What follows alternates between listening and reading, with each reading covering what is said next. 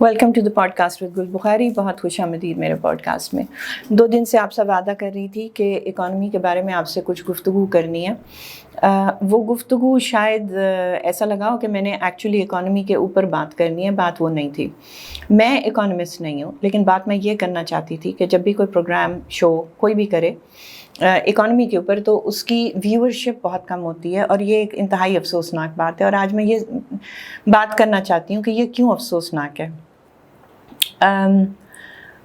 مجھے سننے کی ضرورت نہیں ہے، لیکن بات یہ ہے کہ جو لوگ اکانومی پہ آپ کو شعور دے سکتے ہیں ان کو سننا بے حد ضروری ہے. شہباز رانا ہوں، خرم حسین ہوں، یوسف نظر ہوں، کیسر بنگالی ہوں، کوئی بھی ہو، عاطف میاں ہوں، ان کی باتیں سننا بے حد ضروری ہے. اس کی وجہ یہ ہے کہ ہم جمہوریت کو اسپائر کرتے ہیں. ہم ایک جمہوریت میں رہتے ہیں، اور جمہوریت میں ہم نے چناؤ کرنا ہوتا ہے ایک ایسے پارٹی کا اور ایک ایسے لیڈر کا جو ہمیں پراسپیرٹی، خوشحالی دے سکے، ہمارا تحفظ کر سکے، جو اسٹیٹ کا اور سٹیزن کا کانٹریکٹ ہے اس کو صحیح طریقے سے اس کو فعال کر سکے. اور اسٹیٹ اور سٹیزن کے کانٹریکٹ میں ظاہر ہے سیکیورٹی بھی ہوتی ہے، جان کی، مال کی، اور ایک انڈر لائنگ جو اسمپشن ہے وہ یہ ہے کہ پراسپیرٹی یعنی ہماری خوشحالی. اب بات یہ ہے کہ ڈیموکریسی جو ہے، جمہوریت جو ہے، اس کا جو کانسیپٹ ہے، وہ جو گریس میں یہ آئیڈیا تخلیق لیا تھا، اس میں لیکن کچھ اسمپشنز ہیں، اور وہ اسمپشنز اگر پوری نہ ہوں تو پھر ڈیموکریسی نام کی تو ہوتی ہے، لیکن ڈیموکریسی یا جمہوریت جو ہے اس نے جمہور کے فائدے کے لیے کام کرنا ہوتا ہے. جب جمہوریت جمہور کے فائدے کے لیے نہیں کام کر رہی ہوتی تو وہ پھر ٹوٹی ہوئی ہوتی ہے، پھر اس کے ہونے کا کوئی خاص فائدہ نہیں ہوتا. اگر ایک شخص آپ کو آ کر کہتا ہے کہ میں اتنے دنوں میں 50 لاکھ نوکریاں دے دوں گا، یا 10 کروڑ نوکریاں دے دوں گا، یا 50 لاکھ گھر بنا دوں گا، تو ہمارے اندر اگر اتنی معیشت کے بارے میں نالج نہیں ہے کہ ہم اس بات کو پرکھ سکیں، سمجھ سکیں کہ آیا یہ ہو سکتا ہے اتنے سے وقت میں یا نہیں ہو سکتا، اس کے لیے ہمیں اکنامکس 101 کی ضرورت ہے. مسئلہ یہ ہے کہ ہم اپنے بچوں کو جب تک ان کی تعلیم کمپلسری سمجھی جاتی ہے، لیٹ سے او لیول، اے لیول، میٹریکولیشن تک، اس میں کمپلسری سبجیکٹس ہیں، اس میں اردو ہے، انگلش ہے، میتھمیٹکس ہے، سائنس ہے، اس طرح کی چیزیں، ہسٹری ہے، جغرافیہ ہے، لیکن اکنامکس نہیں ہے. تو انتہائی پڑھا لکھا بھی کوئی ہو جائے، فرض کیجئے ڈاکٹر بن جائے، فرض کیجئے انگلش لٹریچر میں کوئی پی ایچ ڈی کر لے، یا کسی اور سبجیکٹ کے اندر بائیو ٹیکنالوجی میں کر لے، لیکن اس نے کبھی بھی اکنامکس کی ABC نہ پڑھی ہو. جس طرح حساب ہم سب کو آتا ہے، اردو، انگریزی، سائنس، مطلب ایک بیس لائن تو ہے نا جی. لیکن جو آج کل کی جمہوریتیں ہیں ان میں بھی اکنامکس ایک کمپلسری سبجیکٹ نہیں ہے، اور یہی وجہ ہے کہ شارلٹنز آتے ہیں اور الٹے سیدھے وعدے کرتے ہیں، اور لوگ ان کے الٹے سیدھے وعدوں پہ یقین کر لیتے ہیں. جیسے برطانیہ میں ہوا کہ بریکسٹ ہوگا تو دودھ اور شہد کی نہریں بہنی شروع ہو جائیں گی، برطانیہ اپنی پرانی گلوری پہ پہنچ جائے گا. برطانیہ ایک ایمپائر تھا، اور ہم غلام نہیں ہیں. کیا ہم غلام ہیں؟ کیا ہم یورپین یونین کے غلام ہیں؟ وہ ہمیں ڈکٹیٹ کرتے ہیں. ہم اپنی سوورینٹی چاہتے ہیں. ہمارے یہاں NHS کو 200 بلین، ایکچولی وہی مراد سعید والے فگرز زیادہ ملیں گے، صحت بہتر ہوگی، دوائیاں زیادہ ملیں گی، ہیلتھ کیئر بہتر ہو جائے گی، ٹرانسپورٹ بہتر ہو جائے گی، پبلک سروسز بہتر ہو جائیں گی، سکولز بہتر ہو جائیں گے.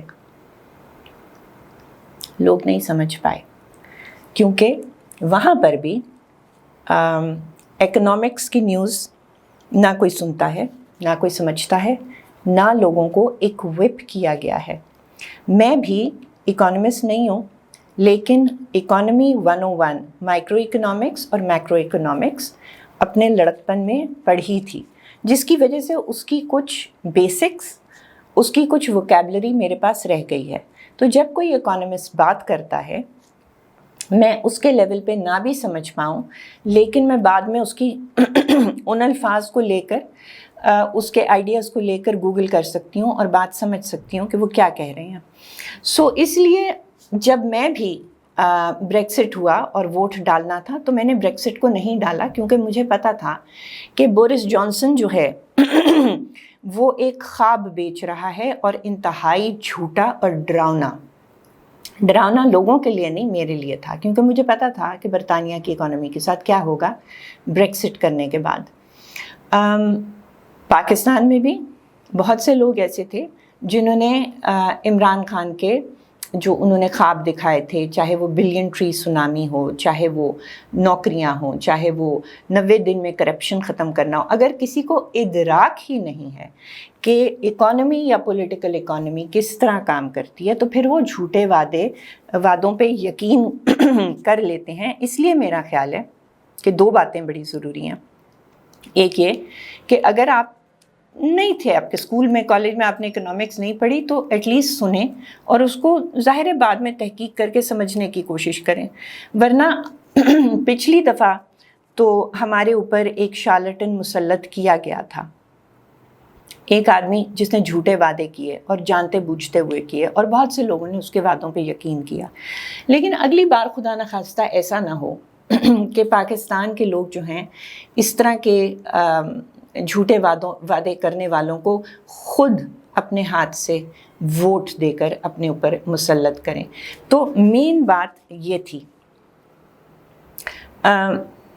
लेकिन सिर्फ इतना नहीं होता ये है जो आज हम दुनिया में देख रहे हैं कि आप अर्दोआन को ले लें, या आप मोदी को ले लें, या आप ट्रंप को ले लें, या आप इस वक्त बरतानिया की कंजर्वेटिव पार्टी को ले लें, हर तरफ यही हुआ है कि मईशत का बेड़ा गर्क किया गया है। आए थे झूठे वादों पर और बेड़ा गर्क कर गए। सबसे पहले हम तुर्की को देखते हैं। वहाँ इलेक्शन हुए जी, 20 साल से अर्दोआन जो है वो पावर में है, और 2 डेकेड्स 20 साल से, और वो शख्स और उसकी हुकूमत ज़िम्मेदार हैं इस बात के कि जितनी वहाँ पे इस वक्त रनवे महंगाई, इन्फ्लेशन है, उनकी करेंसी भी कोलैप्स कर चुकी है, तुर्की की जो करेंसी है, और वहाँ पे जो गुर्बत है और इनइक्वालिटी है, गुर्बत भी बढ़ रही है और इनइक्वालिटी भी बढ़ रही है। और ये पूरे 20 साल इसके ऊपर अर्दोआन ने इसको ओवरसी किया, और उनका जो अभी सैलाब आए थे और जितना बुरा रिस्पांस अर्दोआन की हुकूमत ने दिया, उससे अकल तो ये कहती है कि वहाँ के वोटरों ने अर्दोआन को निकाल कर बाहर फेंक देना चाहिए था। अकल ये कहती है कि लोग जो हैं वो चाहेंगे कि वहाँ कानून का बोलबाला हो उनके मुल्क में, इंसानी हकूक़ हों, सिविल लिबर्टीज़ हों, एक मार्केट इकॉनमी हो जो के तरीके से काम कर रही है, और खुशहाली हो। और ये कि जिन लोगों को ये चीज़ें नहीं दी, फ़र्ज़ कीजिए अर्दोआन ने, वो फिर वहाँ कोई तब्दीली चाहेंगे। लेकिन वहाँ क्या हुआ?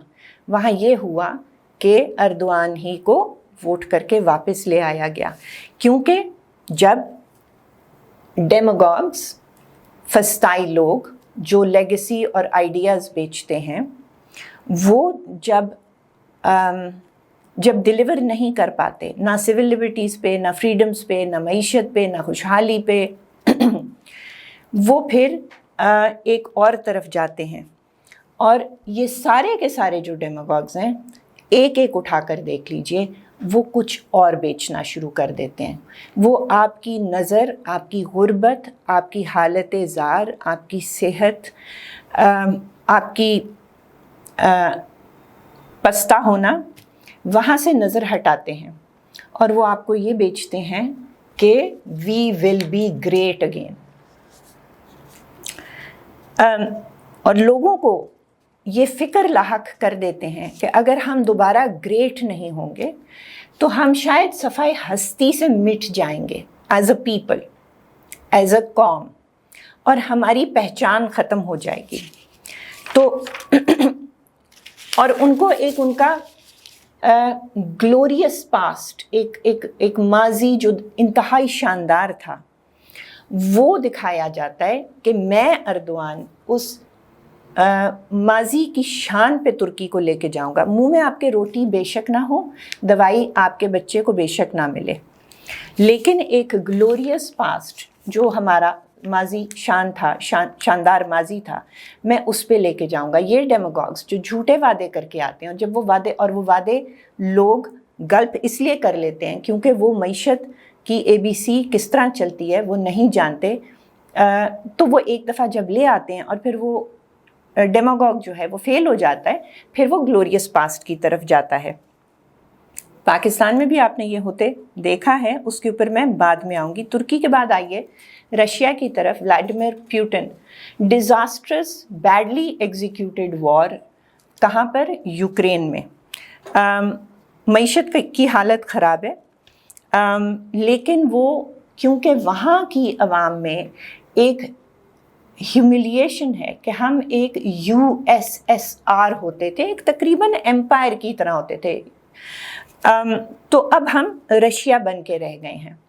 اور جو پیوٹن ہے وہ ان کو روٹی کپڑا مکان سے ہٹا کر ان کو یہ کہہ رہا ہے کہ ہم نے دوبارہ گریٹ ہونا ہے، اور اس طرح کہ یوکرین کا وجود جو ہے وہ وجود کا کوئی جواز نہیں ہے، ہم اس جواز کو ختم کرنے جا رہے ہیں.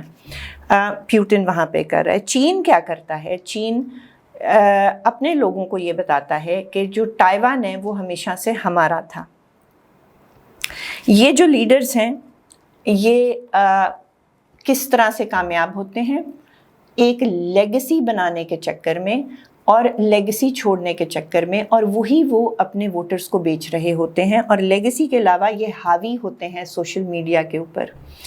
مودی صاحب نے جتنا بڑا ڈیزاسٹر کیا ڈی مانیٹائزیشن کے ساتھ، اور اس کے بعد وہ پھر جیتے اسی وجہ سے کہ انہوں نے وہاں پہ لسانیت، نفرت، معیشت کے اوپر بات نہیں ہوئی. ایک دفعہ وہ آ گئے اور انہوں نے چیزیں بہت سی خراب کیں. آج کل سوشل میڈیا اور میڈیا کے ذریعے جو ہائپ انہوں نے کریٹ کی ہوئی ہے وہ ہے جی G20 جو وہ ہوسٹ کریں گے ستمبر میں، اس کے اوپر.